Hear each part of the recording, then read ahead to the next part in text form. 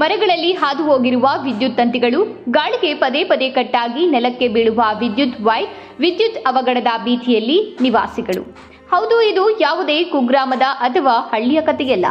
ನಗರದ ಹಳೆ ಪೊಲೀಸ್ ವಸತಿ ಗೃಹ ರಸ್ತೆಯ ಮಾರ್ಗದಲ್ಲಿ ವಿದ್ಯುತ್ ತಂತಿಗಳು ಹೋಗಿದ್ದು, ಈಗ ಆಷಾಢ ಮಾಸ ಹಾಗೂ ಗಾಳಿ ಕಾಲವಾದ್ದರಿಂದ ಗಾಳಿ ಬೀಸಿದರೆ ಸಾಕು ಮರದ ಕೊಂಬೆಗಳಿಂದ ವಿದ್ಯುತ್ ತಂತಿಗಳು ಹಲುಗಾಡಿ ಮನೆ ವಿದ್ಯುತ್ ಸಂಪರ್ಕ ಕಡಿತಗೊಳ್ಳುವುದು, ಪದೇ ಪದೇ ವಿದ್ಯುತ್ ವ್ಯತ್ಯಯದಿಂದ ಮನೆಯಲ್ಲಿನ ಟಿವಿ, ಫ್ರಿಡ್ಜ್ ಸೇರಿದಂತೆ ಎಲೆಕ್ಟ್ರಾನಿಕ್ ವಸ್ತುಗಳಿಗೆ ನಷ್ಟವಾಗುತ್ತಿದ್ದು, ಮರಗಳಲ್ಲಿ ಹಾದು ಹೋಗಿರುವ ವಿದ್ಯುತ್ ವೈರ್ ಕಟ್ಟಾಗಿ ಬಿದ್ದು ವಿದ್ಯುತ್ ಅವಘಡಗಳಾಗುವ ಸಾಧ್ಯತೆಗಳಿವೆ.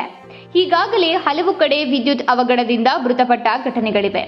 ಸಾಮಾನ್ಯವಾಗಿ ವಿದ್ಯುತ್ ತಂತಿ ಹಾದು ಹೋಗಿರುವ ಮಾರ್ಗಗಳಲ್ಲಿ ತಂತಿಗೆ ತಾಕುವಂತೆ ಇರುವ ಮರಗಳ ಕೊಂಬೆಗಳನ್ನು ಕಡಿದು ಮಾರ್ಗವನ್ನು ಸುಗಮಗೊಳಿಸಬೇಕೆಂಬ ನಿಯಮವಿದೆ.